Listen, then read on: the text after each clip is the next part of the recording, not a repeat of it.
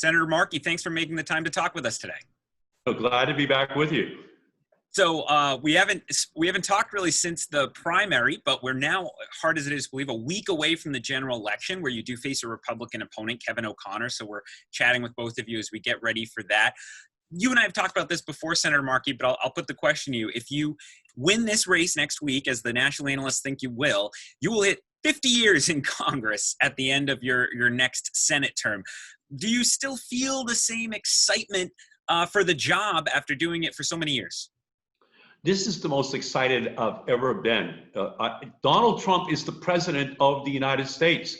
He has right-wing accomplices in the Senate who are blocking the progress which is needed for every American family. So I get up in the morning now more energized than I've ever been before in my life, and it only takes another Donald Trump tweet to supercharge my excitement, because everything that we've done over the last generation is on the ballot. Environmental justice, racial justice, healthcare justice, criminal justice, it's all on the ballot. And so this is the most energized I've been, because history is going to be made. We need to actually have our own July 4th, 1776, our own Declaration of Independence from Donald Trump and from the Mitch McConnell-led Senate.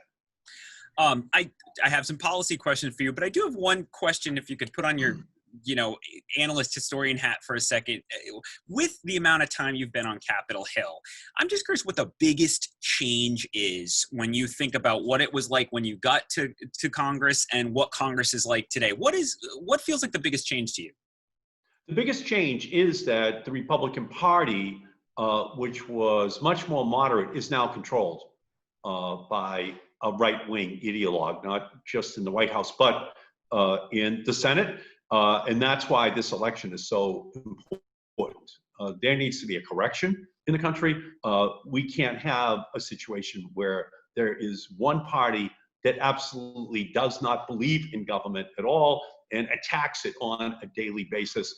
That was a minority of Republicans a generation ago. Now, unfortunately, it has become the dominant portion of the party. That's why we need to win the Senate and to have Joe Biden in the White House. Well, good segue, because I had a Joe Biden question for you. So you've heard Joe Biden has been distancing himself from the Green New Deal plan, clearly thinks it might make some voters in the swing states nervous. Are you frustrated with Biden that he isn't more full-throatedly embracing something that it was so core to your campaign and your work in recent years?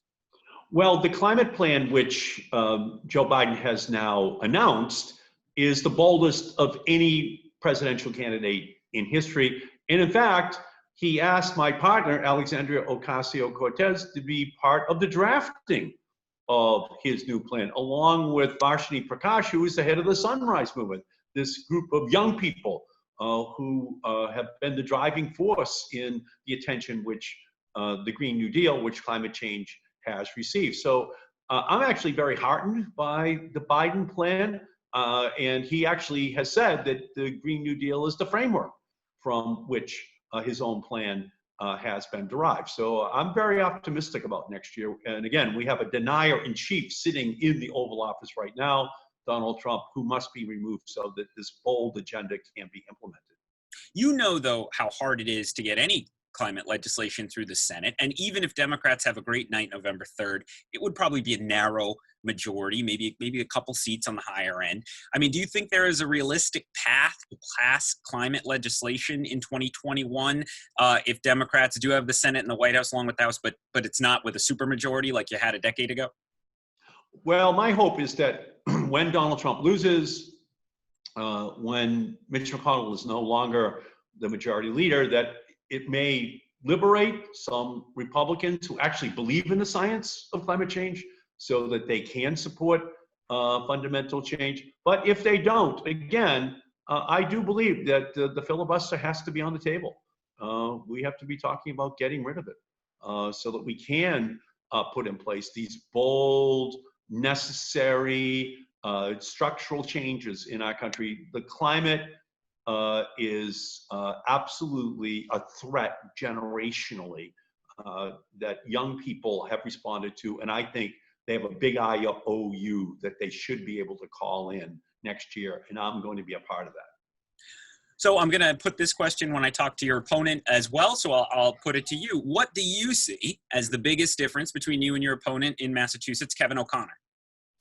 Well, Kevin O'Connor is a Donald Trump Republican. He doesn't campaign with a mask on in Massachusetts in 2020, which is in contravention of the public health concerns which we have in the Commonwealth.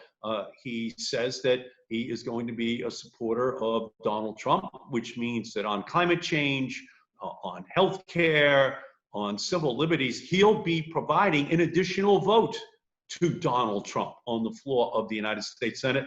Massachusetts does not want to send another vote for Donald Trump to the Senate floor in order to implement that right-wing radical agenda which Donald Trump has been propounding throughout his first 4 years as president. We have to make sure, one, Donald Trump doesn't get reelected, two, Kevin O'Connor does not go down to Washington to provide Donald Trump with an extra vote.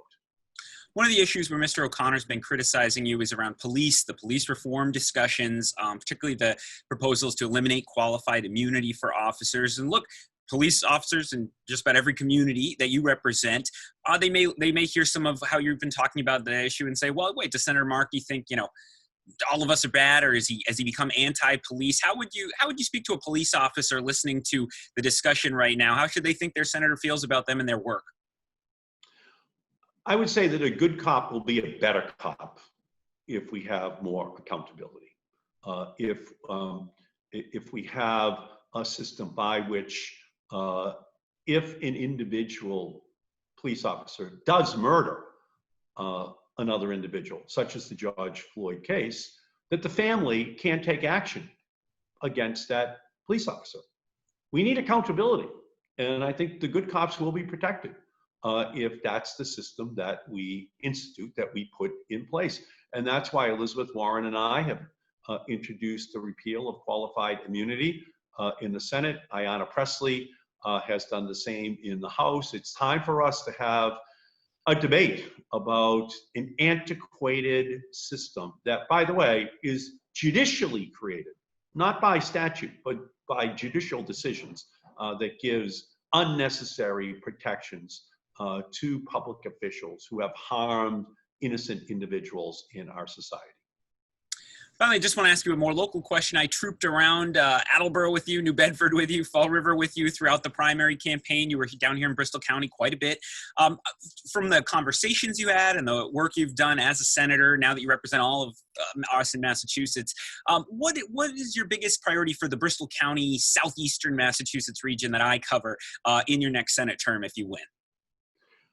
Well, I'd put number one at the top of the list, more help for fishermen. I was able to secure $300 million with Elizabeth Warren for the fishermen, but they're going to need more help because this pandemic is going to continue for a much longer period of time, and the economic consequences will follow. So we need to help the fishermen. We also need to make sure that everyone gets the extended unemployment benefits which they need, that they receive the PPE, the testing, the tracing technologies so that it's there for them. We have to make sure that the medical institutions have the funding which they need so that there's no shortchanging of the public in terms of the healthcare of their families. And in general, I think it's going to be absolutely essential that we also deal with the reality that the opioid crisis continues. Bristol County has been disproportionately impacted, and I have worked hard over the last 6 years to make sure that protections are on the books for the families of Bristol County. I have 4 laws which I've been able to pass to give protection to the families of Bristol County. We need more funding. We need more help for families. In fact, there could be a public health, a mental health, and opioid crisis that we still haven't really seen because people have been home for such a sustained period of time. Senator Markey, thanks for taking the time to talk with us. Thank you. Thanks for having me on, Ted.